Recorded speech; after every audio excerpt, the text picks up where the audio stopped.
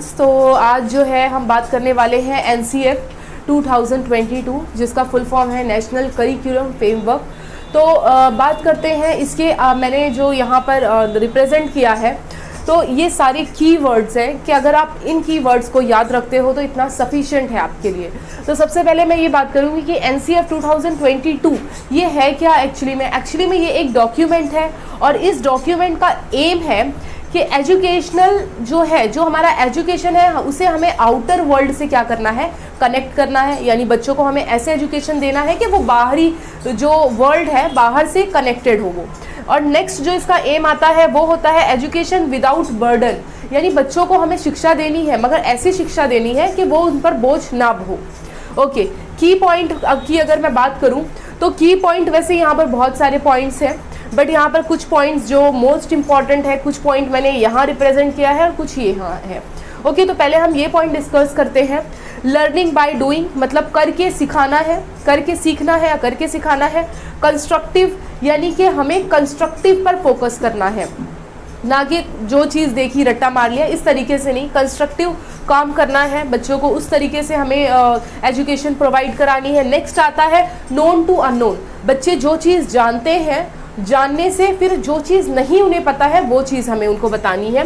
And मल्टीलिंग्विज्म यानी बच्चों को जो है उनको बहुभाषाई, जिसको हिंदी में कहते हैं, उस लैंग्वेज से उनको सिखाया जाए। और बेसिकली प्राइमरी तक तो ये बोला गया है जो उनकी मातृभाषा है, जो उनका वर्नाकुलर मीडियम के जो स्टूडेंट होते हैं, जो उनकी खुद की लैंग्वेज है, जैसे बच्चा हिंदी उनके घर में बोली जाती है तो प्राइमरी तक उनको बायलिंगुअल हिंदी से ही सिखाएं, क्योंकि वो जो टाइम होता है उसमें बच्चा ज़्यादा अपनी लैंग्वेज को बहुत अच्छे से समझ पाता है। Okay, next all round development यानी बच्चों को हमें इस तरीके से शिक्षा देनी है कि हर यानी कि चारों तरफ से उसकी क्या हो, डेवलपमेंट हो, जिसे आप हिंदी में कहते हैं समग्र विकास और जिसे इंग्लिश में कहते हैं होलिस्टिक डेवलपमेंट। तो इस तरीके से हमें बच्चों को एजुकेशन प्रोवाइड करना है। तो ये तो बात की पॉइंट में थी।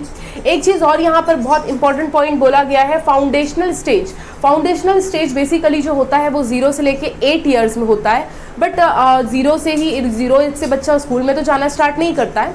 एक्चुअली 3 to 8 ईयर्स जो होता है वो हम कह देंगे फाउंडेशनल स्टेज है। तो उस स्टेज में, जिस फाउंडेशनल स्टेज को हम हिंदी में मूलभूत स्टेज कहते हैं, तो इस स्टेज में ही हमें बच्चों को चीज़ें सिखाना, उन्हें स्टार्ट करना है, ताकि वो जो टाइम होता है बच्चों के डेवलपमेंट का वो बहुत ही ज़्यादा अच्छा होता है, उनका ब्रेन जो होता है बहुत ज़्यादा फास्ट होता है।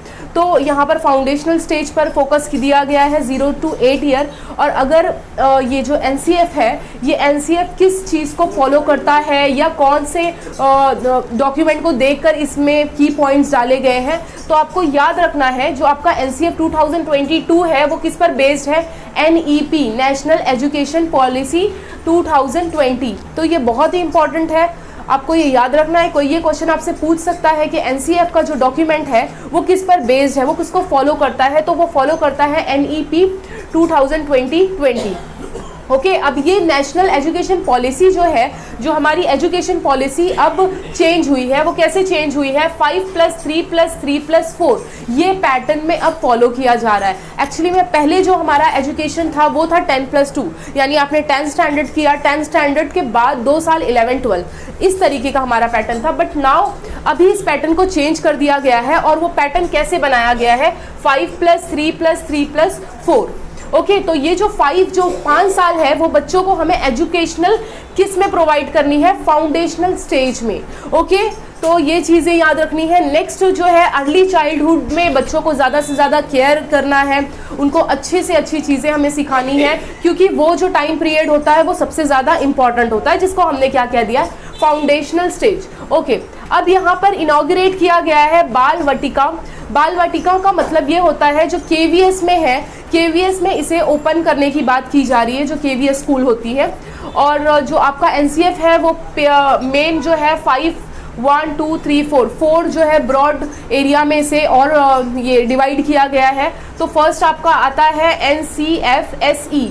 SE क्या है, स्कूल एजुकेशन, यानी इस चीज़ पर हमें बहुत फोकस करना है, फोकस करके काम करना है।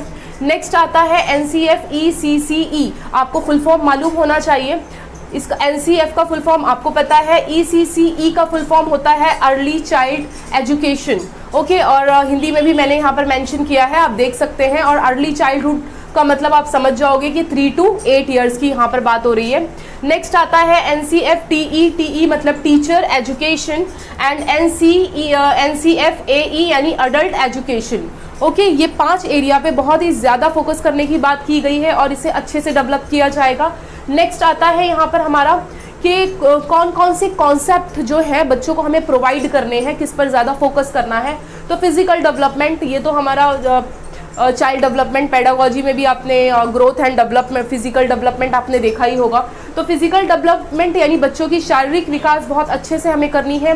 नेक्स्ट आता है लाइफ एनर्जी। थर्ड वन जो है इमोशनल मेंटल डेवलपमेंट, यानी बच्चों का जो इमोशनल और मेंटल डेवलपमेंट है वो हमें अच्छे से करना है।